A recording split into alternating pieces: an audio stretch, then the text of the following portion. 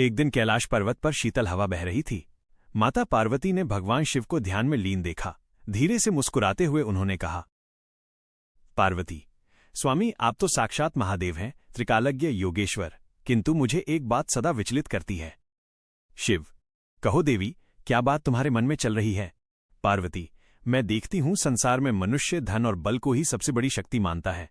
कोई अपने बल पर गर्व करता है, कोई अपने ज्ञान पर, तो कोई अपने रूप सौंदर्य पर। परंतु हे महादेव, बताइए सच्ची शक्ति आखिर किसमें है? भगवान शिव ने आंखें खोली, मंद मुस्कान दी और बोले, शिव, देवी, ये प्रश्न सरल नहीं, पर सत्य जानने की चाह हो तो मैं तुम्हें एक अनुभव दूंगा। शिव बोले, देवी, हम दोनों पृथ्वी लोक पर चलें, वहीं तुम देखोगी कि असली शक्ति किसमें बसती है। दोनों मानव रूप में पृथ्वी लोक पहुंचे। वहां एक नगर था जहां लोग अपनी अपनी शक्ति पर गर्व कर रहे थे। पहले उन्होंने एक राजा को देखा जो कह रहा था, मेरे पास सेना है, सोने के महल हैं, ये संसार मेरी शक्ति से चलता है। पार्वती ने देखा, राजा के चेहरे पर गर्व है, पर मन में भय भी है। शिव बोले, देवी, ये शक्ति अस्थायी है। धन और बल तब तक है जब तक भाग्य साथ दे। फिर वे आगे बढ़े।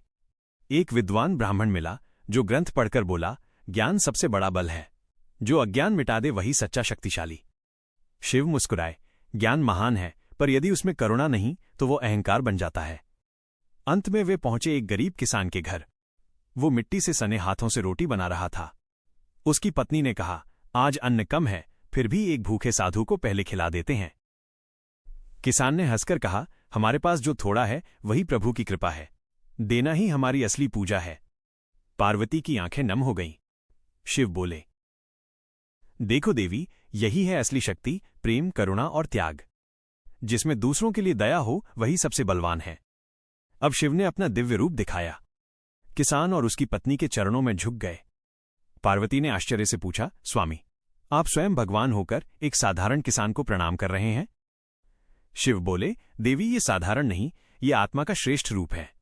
जब कोई मानव निस्वार्थ होकर प्रेम करता है, वह स्वयं शिव स्वरूप बन जाता है। यही शक्ति संपूर्ण ब्रह्मांड को चलाती है।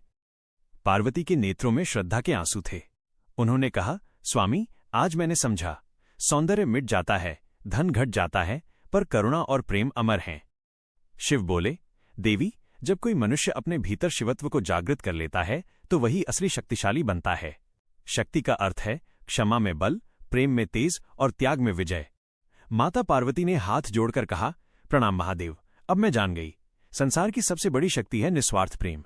वाचक, प्रिय श्रोताओं, यही इस कथा का संदेश है। शक्ति केवल बाहरी नहीं, वो हमारे हृदय में है। जब हम दूसरों के दुख को अपना